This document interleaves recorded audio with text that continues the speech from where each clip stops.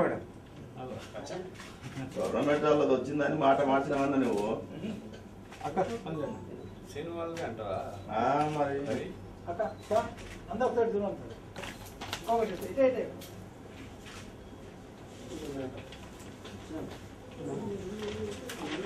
June 2వ తారీఖున జరిగేటువంటి అపాయింటెడ్ డేలో పెద్ద ఎత్తున ప్రజానీకం పాల్గొనాలని సిపిఎంఐ నూడముఖర్సి కూడా అట్లా పాల్పంచుకుంటుందని తెలియజేస్తూ అన్నిటికంటే ముందు అమరవీరుల కుటుంబాలు ఏదైతే ఉన్నాయో దాదాపు 1969లో 369 మంది ఆ రోజు తుపాకీ గుళ్లకు నేలకొరిగారు, లేదా నేటి మలిదేశ్ ఉద్యమంలో 1200 మందికి పైగా తెలంగాణ బిడ్డలు ఆత్మ బలిదానాలు కొడిగట్టి ఈ ఉద్యమాన్ని విజయం వైపు నడిపించడంలో వాళ్ళ త్యాగం, వాళ్ళ స్ఫూర్తి, వాళ్ళకి సంబంధించినటువంటి విషయం ఉన్నందున ఆ కుటుంబాల్ని ఆదుకోవాల్సినటువంటి ప్రథమ కర్తవ్యంగా తెలంగాణ అమరవీరుల కుటుంబాల్ని ఆదుకోవాలా.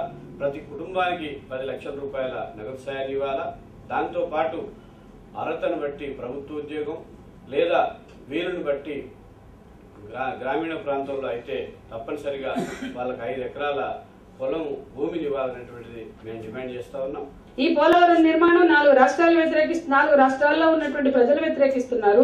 ప్రభుత్వాలు ఆ ప్రజలకు మద్దతుగా ఉంటామని హామీలు ఇచ్చున్నాయి. అంటే ప్రజాస్వామ్యంలో ప్రజలకు ఇచ్చిన హామీలు లేవా? మీ బీజేపీ పార్టీ తెలంగాణ ప్రజలకు ఏం హామీ ఇచ్చింది పోలవరం మీద? అంటే మీ పార్టీలు అభిప్రాయాలు మీకు లెక్క కాదు, మీరు ఇచ్చిన హామీలు లెక్క కాదు, మీ వెనుక ఉన్న ప్రజలు ఓట్లేసిన ప్రజలు మీకు లెక్క కాదు. అంటే మీకు కార్పొరేట్లు ముఖ్యం. రేపు అక్కడ బ్రేకింగ్ యూనిట్లు, షిప్ యూనిట్లు, రసాయన పరిశ్రమలు, హెట్రో డ్రగ్స్, కెమికల్స్ పరిశ్రమలు పెట్టేవాళ్ళు ముఖ్యం అనేది మోడీ చెప్పదలుచుకున్నాడా? మోడీ వెనుక ఉన్న వెంకయ్య నాయుడు కీలకమైన మినిస్ట్రీలను చేతిలో పెట్టుకుని వాళ్ళు చెప్పదలుచుకున్నారు అదేనా? ఏం సందేశం ఇవ్వదలుచుకున్నారు తెలంగాణ ప్రజలకి? ఆదివాసీలను ముంచడం అంటే ఒక సంస్కృతిని భూస్థాపితం చేస్తున్నారు. మీరు నిన్నటి వరకు రామాలయం గురించి మాట్లాడారు, అయోధ్య రాముడి గురించి మాట్లాడారు. మా భద్రాద్రి రాముడిని ముంచదలుచుకున్నారా?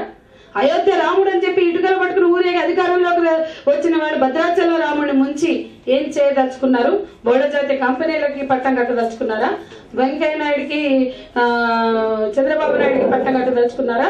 ఈ ప్రశ్నలన్నిటికీ జవాబు చెప్పాలా? వెనక్కి తీసుకోవాలా? రాష్ట్రపతి ఆమోదానికి పోబోతున్నది ఈ ఆర్డినెన్స్.